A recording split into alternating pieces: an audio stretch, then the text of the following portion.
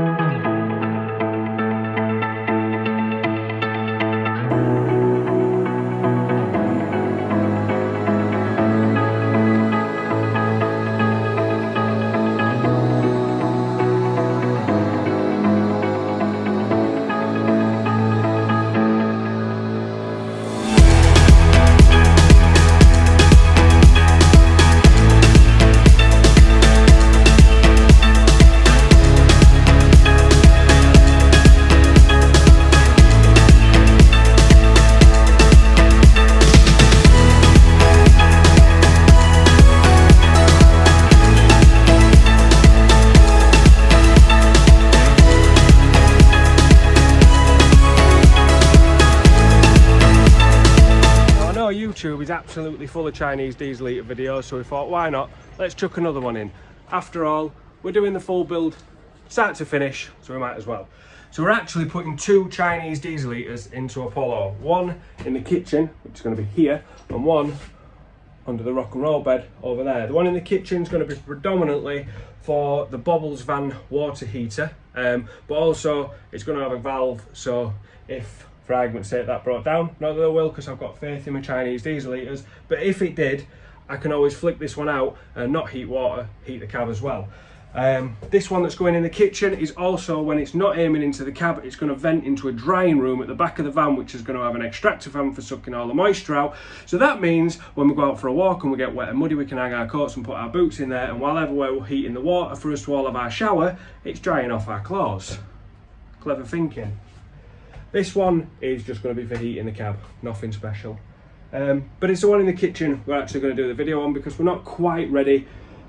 Underneath that chair is going to be amalgamation of hell, so I'm not even going to try and tackle that one yet. That chair is going to be in and out and in and out and in and out. We've got electrics going in there and all sorts, so forget that one. We're going to fit this one. So the first thing you're going to need to do is decide where it's going, where you're going to stick it, because sometimes the best place inside isn't necessarily the best place when you go underneath, and I'll show you for why. So I really want mine just inside this wheel arch, and that tape line is my kitchen units, so it's got to go there. And underneath the van, here we go, you have got a leaf spring in the way. These main supports running down here, so you've got to make sure you miss them. You don't want to be hitting anything like this or one in the middle there, so you've got to work these ones, you've got to work in between all of these. Now lucky for us, and I knew it was going to work because I've already done it on many a transit before, just inside the wheel arch is the perfect spot. You can just tuck it inside, aeroplane going over, no idea if you can hear me, inside that main support there, and just before that support over there. So the reason for all that messing about is because when we do this, and the best way to do it is to bore a 127mm hole straight through the floor and get a turret plate, which you can get off eBay, or we just make our own from the plates, and that goes through the floor, and then it's just going to keep all the exhaust and everything away from any wood or anything like that could get overheated. It's just the safest way to do it. So get yourself a turret plate off eBay before you start. Pause the video and wait for it to be delivered. So this is the standard plate that comes in the box. What we're going to do is weld a piece of steel onto that to make the turret plate and put it into there, on that side. Yeah, don't get it at the wrong side, we've never done that.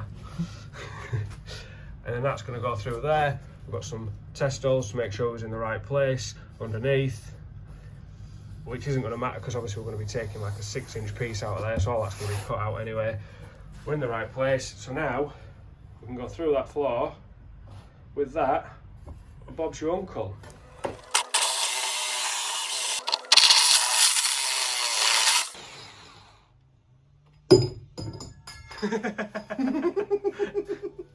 And then you use the quick release chuck, just so you don't have to bring it back in the van and risk scratching your vinyl with the teeth.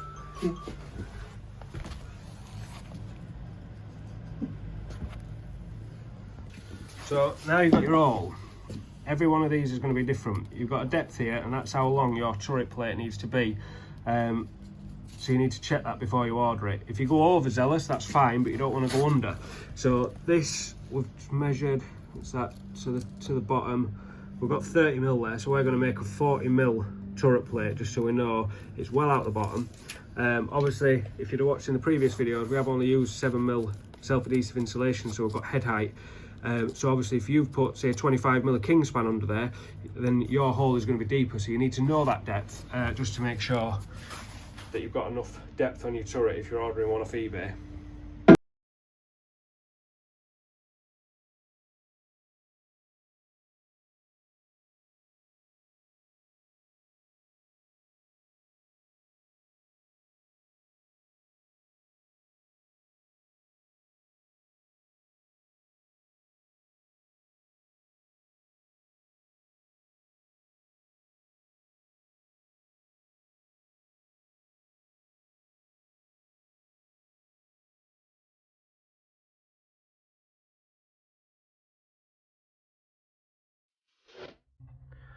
So, what's in the box? So some kits are going to come with 2 pieces of pipe, 2 air vents and a T-piece. Some kits come with 1. Make sure you look at the listing when you're buying it. If you're going to want 2, make sure you pick a kit with 2 up. We don't need a double one for this, so one of these is fine. But that is basically your ducting, so that's going to go on to the front of the heater. That does stretch out to nearly double its length if you need to get a bit further. And then this goes to your vent. The vent, hang on a minute, let's try this. So the vent does come apart, that screws onto your wall using them screws there, then this clips on, and basically that gives you a directional vent. 2 Jubilee clips there, one to go onto your heater side, one to go on your vent side. If you do the kit where you need for the 2, they never send enough Jubilee clips, so make sure you get a few Jubilee clips. If it's the same kit as this, it's a 75mm pipe. This is your wiring loom. That one goes to the diesel heater. That one goes to your pump. That one to your display. And obviously live to your battery. That can either be earthed either to a metal body panel or back to the battery or fuse board, depending on what you're doing. When I do this, I will be taking this inline fuse out because I'm going straight into the fuse board, which will have its own fuse, so the inline fuse is not needed. So that's your wiring harness. Pump, that's your pump, and also this is just the cradle for your pump. This will not help it not tick at all, but that goes in there and then hangs onto the wall. I'll explain when we actually hang the pump which way around that needs to go. Fuel line. If you get sent green fuel line, throw it in the bin and get this, order this stuff off eBay. It's much better. It's got a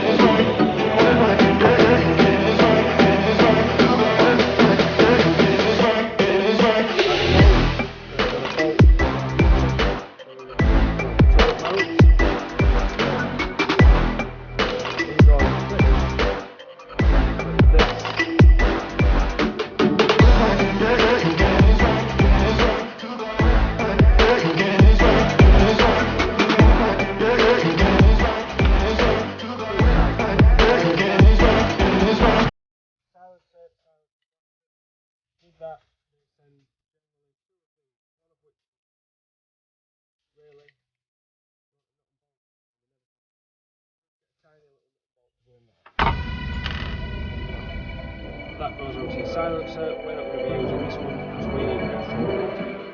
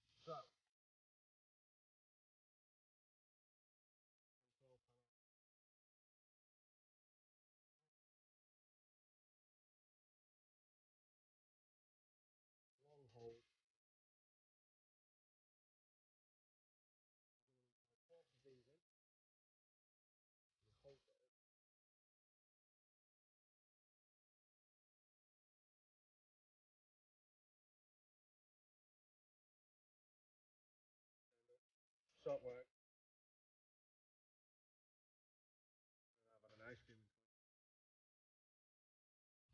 So, the heater itself,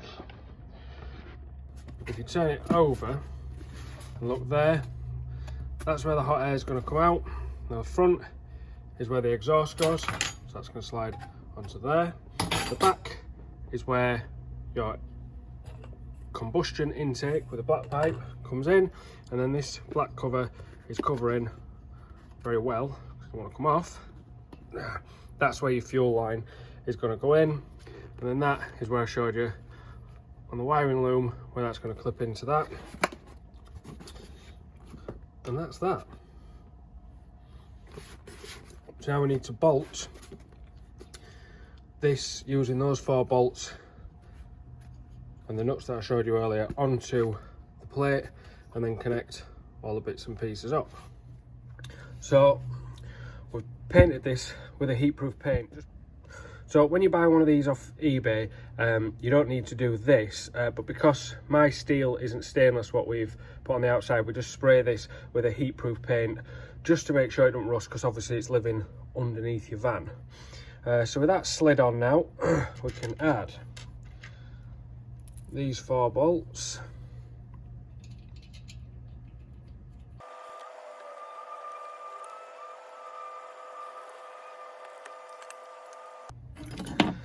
And then I'm going to struggle from this angle. I need the camera out of the way because this is a really fiddly job. We've got a little 90-degree Chinese jobby that goes in and tightens these up, because you're going to need to get in. Putting the turret on does make it difficult to get to these.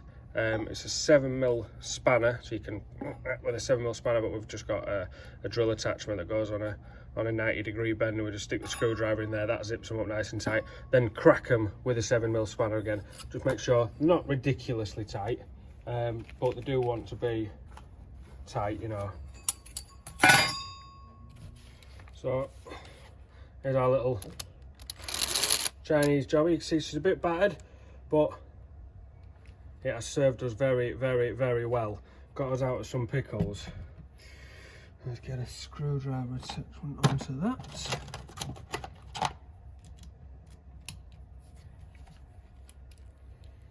Wind this in a bit because it's a bit big.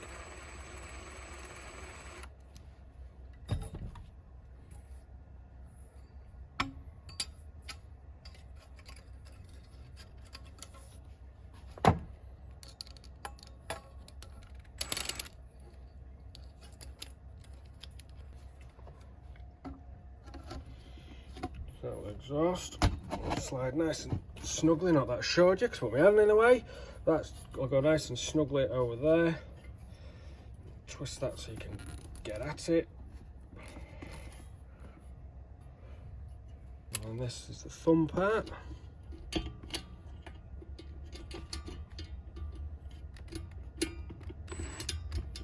Can't quite get at it.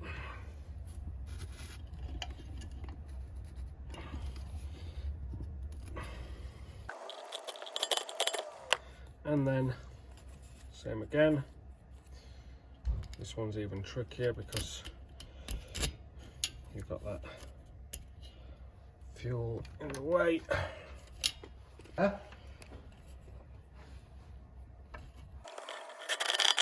So now that's done, you need the silencer on there, and I've lost it. Air filter onto that. There it is. And now doing it this way, it means that you can just drop this whole thing now through the big hole in the floor once it's done. So you can set all this up on the bench and you're not laid underneath your van trying to connect all these up afterwards.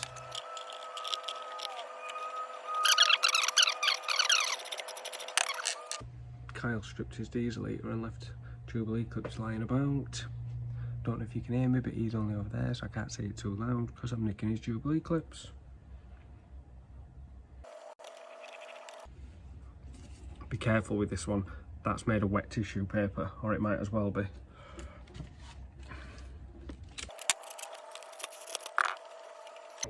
That is that part done, so that can drop straight through the floor.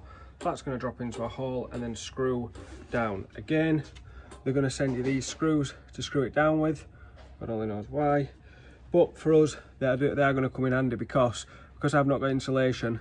We might hit the metal of the floor, so that self-drilling is going to help get through if we need to, because we're only drilling into 12mm ply.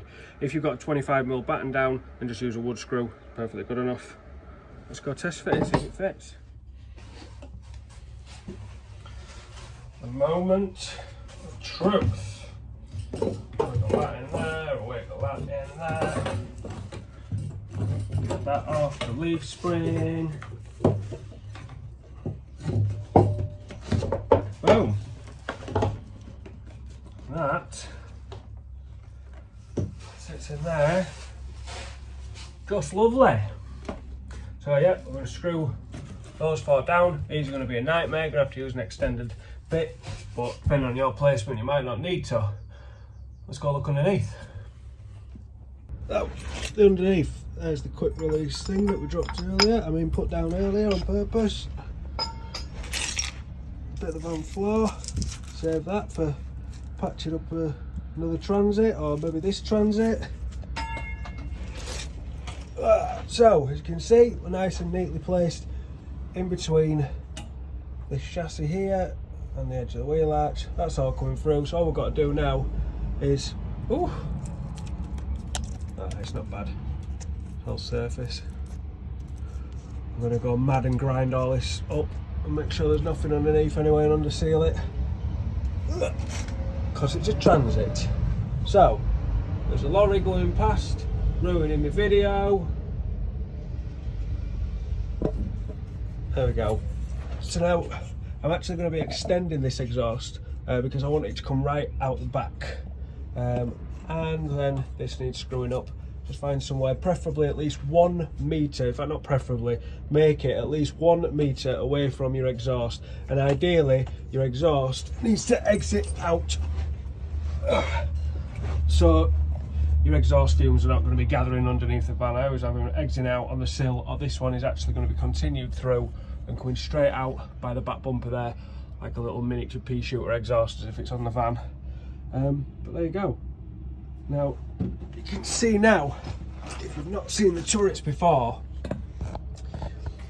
the importance, see that if this came through and you just drilled a hole the size of your exhaust there, that's going to be sat right next to your insulation. It's going to be sat right next to your wood floor, your ply, and that's going to get hot. So the idea behind the turret is to make a nice hole all the way around, so there's nothing that can be catching fire right next to this exhaust.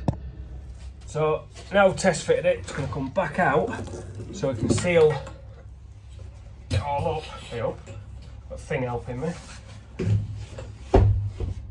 So it's going to be fully sealed around here, and that's just going to mean that any exhaust fumes that are accumulating under here, if they do, are not going to get in here. They cannot. You don't want them back in your cab for obvious reasons.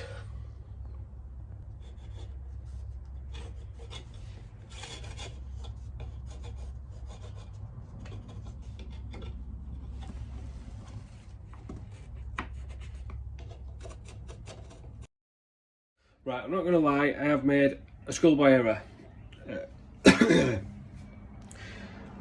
Ideally, you want to stick a bit of this on the bottom of your heater when you're connecting up your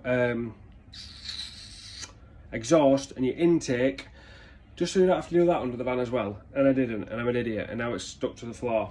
So you want to connect a bit of this, and then have that connected to it, and then when it all falls through, it all goes through the thing, because that needs to go down and then back up into the van. I'll spin it around, show it all down. Temporary fixing, so for the purpose of the video, we've got a battery here, which should be obviously going over there. We're going to fix a tank in here, but this is actually going to be spliced into the van's tank, because I don't really want extra tanks in here. I've got too much stuff in here already. Normally I just do them in these tanks. So that's where we're going to temporarily fix the tank. That's going to come down into your filter. You can see, anyway, these, if I'm honest, are not the best clips. They came with this heater, but I'm going to change these. They're not the best clips. If you have a look on the eBay listing, a lot of them break everything down, and the ones with these clips aren't the best. So we're going to dig a decent clip out to show you. But anyway, through the fuel filter. Again, this can be split. Obviously you need a longer piece to split it, but this can be split, and you can have your fuel filter a lot further away from your pump, but we're not going to bother. I like to have them nice and close to each other. It also does save a little bit of this, just in case you ever need anything for anything else. From there, we're going to come out. So remember that schoolboy error of not putting the pipe on the underneath. I've also not put the pipe through the pipe hole under there, so we're doing a bit of improvising.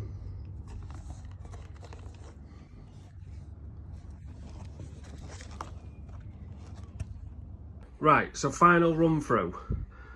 I've nicked the diesel heater out of the workshop because I say it's only a temporary fix, so there's no point me drilling new holes, you know, and putting these taps in just to spoil the tank when I've got one there for the time being. So onto the diesel tank there, we're going to come down to here. That's going to fill up there, round, down, and this is going to go under, through the plate, under the van, and then connect up to the heater. Now, the two types of controllers, usually hold OK and hold down, and that puts it into priming mode, and then you press up to turn it on and down to turn it off. This particular one, we have to hold up and down at the same time and hold them. And now you'll hear the pump start ticking, and that should be priming and pulling the full fuel through. That's going through, look. And then it'll fill up that filter. And then you pump while that's doing that. That needs to be set at a 45-degree angle, pointing up. Don't ask me why, pure witchcraft. That'll go all the way through, and then always stop it before it gets to the heater. If you don't, you're going to over prime it, and then you're going to be putting a post on Facebook asking why you look like the red arrows. Don't over prime it. Top tip for when you're pushing your fuel line into there, it becomes very disorientating. So what I do, I just get a biro and mark, even if it's not, you can mark it to the depth that you want it to go in, or mark it just past, so you can always see it. And then push it in, and then that helps you distinguish how far it's actually gone in, because it doesn't look like it ever goes in at all. So that's a top tip, freebie for you. Right, moment of truth, not that you can see very well, a bit in the shadow. Not better. So one good push on there. That should start kicking off. We've got action. Come on, baby.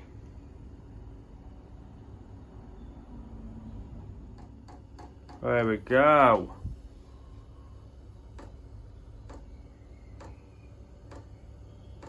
Pump's kicking off. There are some videos on YouTube of people trying to make these quieter. I think none of them work completely. You can stick it outside, but then it's open to the elements. But by the time you've got it boxed in, inside your cupboard, under your bed or whatever. Seems to have power, it's all working as it should. Check now. Slightly tepid. Oh, she's warming up.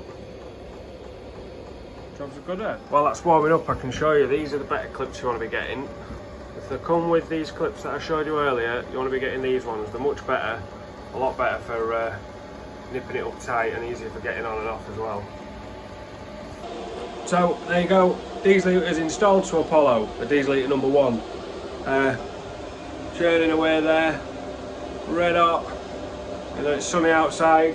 Don't forget, if you want to keep up to date on Apollo's build, please do hit the subscribe button and also click the bell notification so you get notified. If you would like, there are videos on YouTube of how to thread these and get your bolt on the other side of that using cotton. Watch a different video. There's videos literally just explaining that, so they're always good and handy to watch. Once you've done it once, it's dead easy. But there you go. It's working. We've got power. We've got heat. See you in the next one.